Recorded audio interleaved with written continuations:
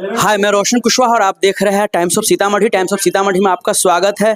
जैसा कि एआईएमआईएम के तिरहुत प्रभारी राणा रंजीत साहब आज हमारे जिला में उपस्थित है, मां जानकी की धरती पे आए हैं और एक कोचिंग संस्था का उद्घाटन करना था। विशेष चलते हैं उनसे ही बात करते क्योंकि बहुत सारी बातें हैं, जैसा महाराष्ट्र चुनाव को लेकर, बिहार में उपचुनाव हुए उनको लेकर, प्लस अभी राइट नाउ आप जानते हैं बिहार में एक चुनाव समाप्त होता है, दूसरा चुनाव की तैयारी हो जाता है।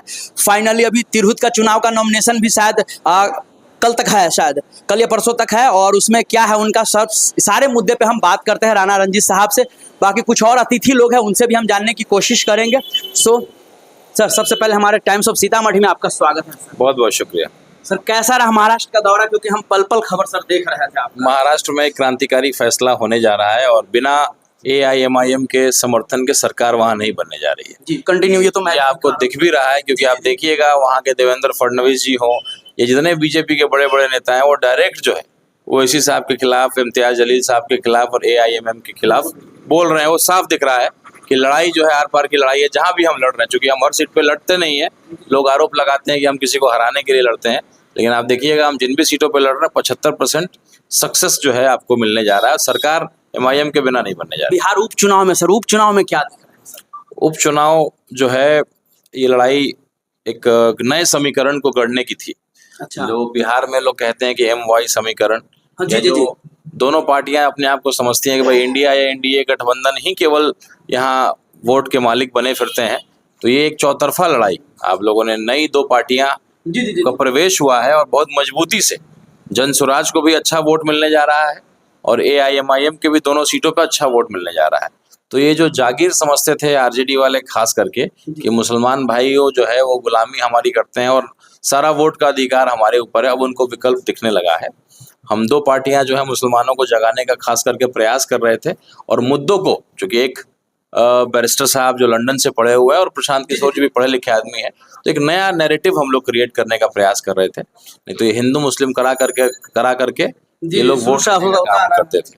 तो एक नया देखिएगा आप, ये सेमीफाइनल हुआ है और 2025 का नींव जो है ये उपचुनाव देने जा रहा है और सभी बड़ी पार्टियों के गाल पे तमाशा जो है पड़ने जा रहा है। तो ये दिखा करके साबित करेंगे कि कोई किसी के वोट का मालिक नहीं है, कोई किसी का गुलाम नहीं है।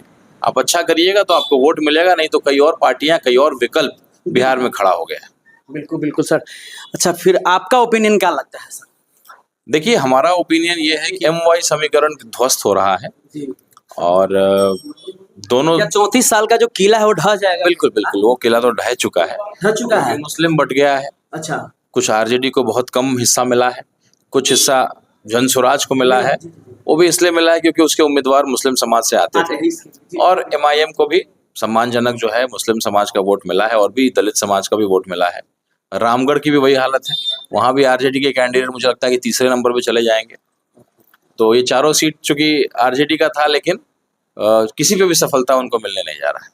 ये सर बहुत बड़ी बात बोल रहा है सर, अपना व्यक्तिगत राय रख रहे हैं कि चारों सीटों में से किसी पे आरजेडी को सफलता नहीं मिलने जा रही है। ओसामा साहब के सभा में किसी को पीट दिया गया था, उस बात को लेकर बहुत ज्यादा तेजी से बहुत इंटरनेट पे वायरल हुआ। देखिए, आरजेडी ने जो है, आदमी जब हारता हुआ नजर आता है ना, उसको बौखला जाता है, बौखलाहट में उन्होंने इसको ज्वाइनिंग कराया ओसामा भाई को। अच्छा। ये एक बहुत बड़ी गलती थी उनकी। वो भी लेकर तमाम के मीडिया में मतलब खबरें चलाई गई, मैं देख रहा था, वो भी जी न्यूज देख रहा था। इसमें यह है कि वो एक ट्रॉफी है, एक जख्म है। ओसामा भाई एक जख्म है जो आरजेडी ने दिया है उस परिवार को। तो आप जब उसको लेकर के घुमाए तो जो लोग भूल गए थे मुस्लिम भाई, उनका जख्म और तरोताजा हो गया। उन्होंने बोला, अरे बाप रे, ये किसको लेकर के किससे वोट मंगवा रहे हो, ये तो बेचारा नादान है, ये तो कम उम्र का लड़का है, तो सीख रहा है राजनीति।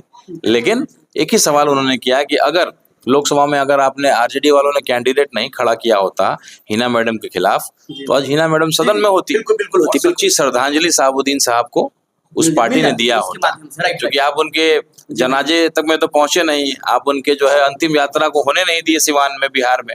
तो ये जो आपने जख्म दिया है यहाँ की जनता में, उस जख्म पे मल्हम भी लगता और एक श्रद्धांजलि देते अगर आप कैंडिडेट नहीं खड़ा करते और मैडम आज सदन में होती।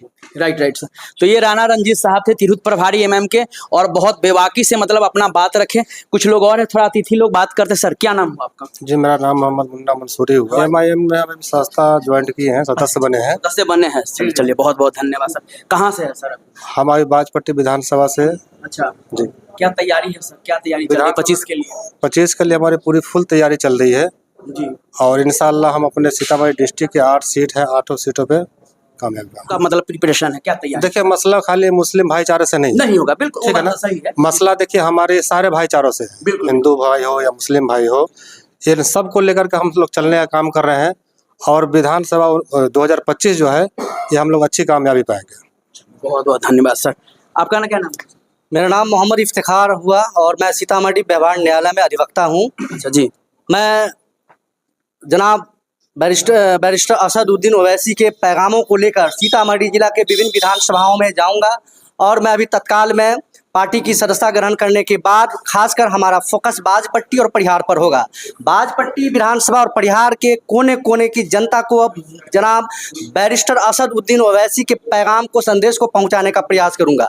मेरा मुख्य उद्देश्य रहेगा कि बाजपट्टी के बूथ स्तर तक के लोगों को की कमेटी को तैयार करना, इसके बाद पंचायत कमेटी तैयार करना, प्रखंड की कमेटी तैयार करके और पूरी मजबूती से बाजपट्टी विधानसभा को लड़ूंगा और निश्चित रूप से बाजपट्टी विधानसभा से भावी विधायक प्रत्याशी मुन्ना मंसूरी को अगर जनाब बिहार सर अख्तरुल ईमान अगर टिकट दे दिए तो पूरी निष्ठा और समर्पित भाव से बाजपट्टी विधानसभा को फतह करने का प्रयास करूंगा। मैं टाइम्स ऑफ सीतामढ़ी का तहे दिल से शुक्रिया करता हूं। धन्यवाद सर।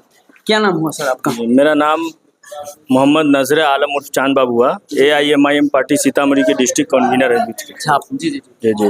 आज सबसे पहले हमारे MIM के बड़े कद्दावर नेता और तिरहुत के प्रभारी हमारे जनाब राणा रंजीत सिंह जी का सीतामढ़ी की धरती पे मैं उसका हार्दिक स्वागत और अभिनंदन करता हूँ। संगठन को यहाँ बखूबी अच्छी तरीके से निभाया है। अब रह गई बात कि देखिए मुस्लिम जो समाज है तो जाहिर सी बात है कि पहले उनको लोगों ने ठगने का काम किया है। कहा गया है कि मुत्तहिद हो तो बदल दो निजाम गुलशन, मुंतसिर हो तो मरो शोर मचाते क्यों हो। अब लोग ये समझ चुका है कि हमको ठगने का काम कौन किया है और हमारी लड़ाई को सदन में लड़ने का काम कौन कर रहा है। आज हमारे सदन से लेकर सड़क तक लड़ने वाला अगर कोई नेता है जिसका नाम अख्तरुल ईमान है, उन्होंने हम लोगों की लड़ाई लड़ा है।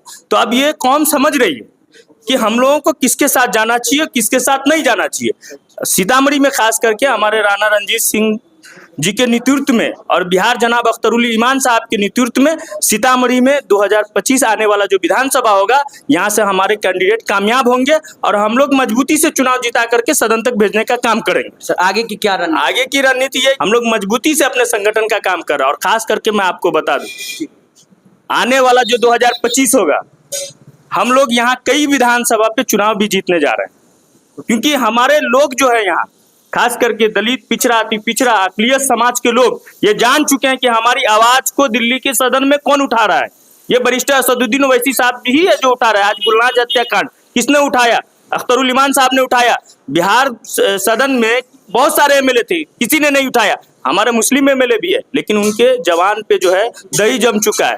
वो सिर्फ इस कौम की बात नहीं उठाने के लिए तैयार है। इसलिए यहाँ के लोग समझ चुके हैं और सीतामढ़ी के साथ खास करके लोगों ने बहुत ठगने का काम किया है और इसकी लड़ाई हम लोग मजबूती से लड़ रहे हैं। एक सवाल और सर से जाते जाते एक सवाल और सर ये तिरहुत स्नातक जो चुनाव हो रहा है उसमें सर आपका क्या मतलब, आपके पार्टी का क्या मतलब? देखिए हमारा कोई उम्मीदवार नहीं होगा, लेकिन 2 उम्मीदवार जो निर्दलीय हैं, अच्छा, वो दोनों से बात हो रही है। उन लोगों ने अपना इच्छा जाहिर किया है कि हमें समर्थन चाहिए और अब इसको डिस्कस करके अख्तरुल ईमान साहब से ऊपर हैदराबाद कार्यालय में बात करके हम लोग नॉमिनेशन खत्म होने के 2 से 3 दिन के अंदर हम लोग डिक्लेयर कर देंगे। 2 निर्दलीय उम्मीदवार जो बहुत मजबूती से लड़ रहे हैं, उन दोनों में से कोई एक हमारा समर्थित उम्मीदवार हो।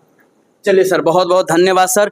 और सर ने आज साफ साफ कर दिया कि तिरहुत स्नातक का जो चुनाव हो रहा है उसमें AIMM का कोई कैंडिडेट नहीं होगा। बाकी जो निर्दलीय जो लड़ रहा है उन्हीं में दोनों में से, बाकी ऊपर से जो फाइनल जैसे आता है रिपोर्ट उस हिसाब से उनको समर्थन किया जाएगा। तब तक के लिए बाय बाय, टेक केयर, देखते रहिए टाइम्स ऑफ सीतामढ़ी।